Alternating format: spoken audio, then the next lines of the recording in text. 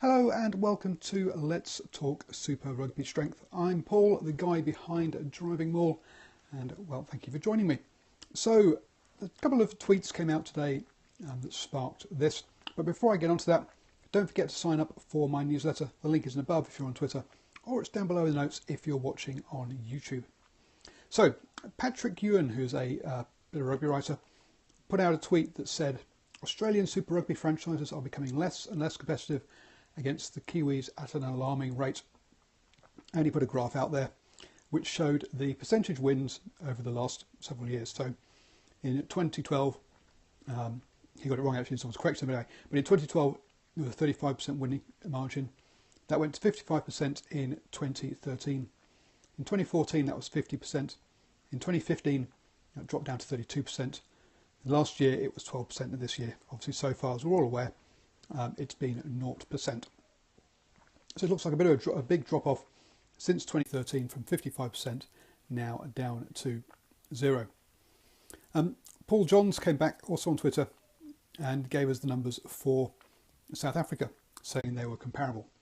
And there you go, with 32%, 50%, 36%, 30%, 30%, 14%. I'm zooming through that because I'm going to talk about them one by one, and we'll go through it and let's see if it's actually the New Zealand sides that have got stronger, or either particular two, the other two getting kind of under strength. So 2012, Australia with 35% and South Africa had 32% winning margins against New Zealand sides. And if we go back to then, that's when the Chiefs won Super Rugby. Both sides then improved in 2013, with Australia getting 55% and South Africa getting 50%. And again, the Chiefs came out on top and won the whole tournament. But New Zealand sides were losing over half of their games against overseas opposition. Remember, two sides like the Blues, etc., were not great back then. Also, the Canes and Highlanders weren't Super Rugby winning sides by any stretch back then either.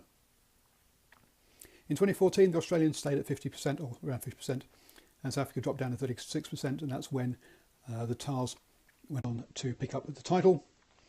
And then we came into this we sort of entered the New Zealand sort of extra dominant era in 2015, where Australia got 32% of their wins and South Africa got 30%. And the Highlanders won their first Super Rugby title. And then last year, Australia dropped down to 12%. South Africa maintained themselves at 30%.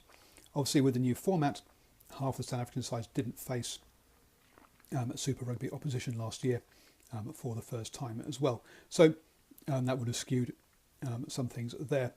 And obviously, the Hurricanes were the champions last year.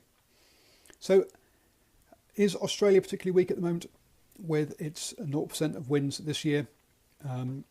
Or is it that the New Zealand is particularly strong? As with all these things, I think it's a bit of both, really. What New Zealand has done very well over the last couple of years, they prepared for the last couple of years, many years in advance. So they were ready for a lot of All Blacks to leave New Zealand and for a new crop of players to come through. People like Anton Laurent-Brown, David McKenzie, Rico Ioane, all these players are coming through and are players that wouldn't disgrace any international side in them. But yeah, they're not going to be first choice side picks for the All Blacks. So that level of depth there is good. Also, if we look at the coaching setup in New Zealand, you've got Tano Manga who's come through, and they've had the MPC or the Mitre 10 Cup to prepare him and groom him for to come into the Blues. We've had a change down at the Highlanders, but they seem to be taking that rather smoothly. The Crusaders obviously changed their coach this year as well, and yet they're undefeated, with the person who's come in being the ex-under-20s or under-21s, to the junior All Blacks ex-coach. So it's not just the players that they've been grooming, but they've been grooming coaches to come through as well.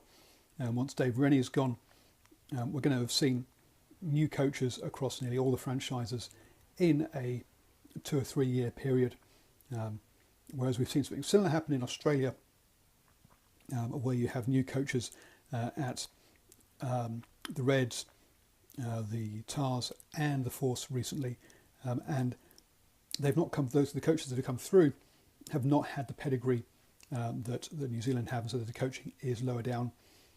South Africa has obviously got its documented problems as well around coaches. I mean, Eddie Jones was supposed to come in, and he was replaced late at the last minute.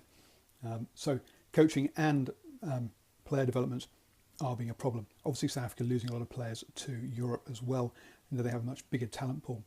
So, whilst these percentages are looking particularly bad, and yes, you've got to say the Australian and South African Australia and South Africa have not coped with the post-2015 Rugby World Cup change very well. They've struggled a lot, whereas New Zealand were better prepared for that.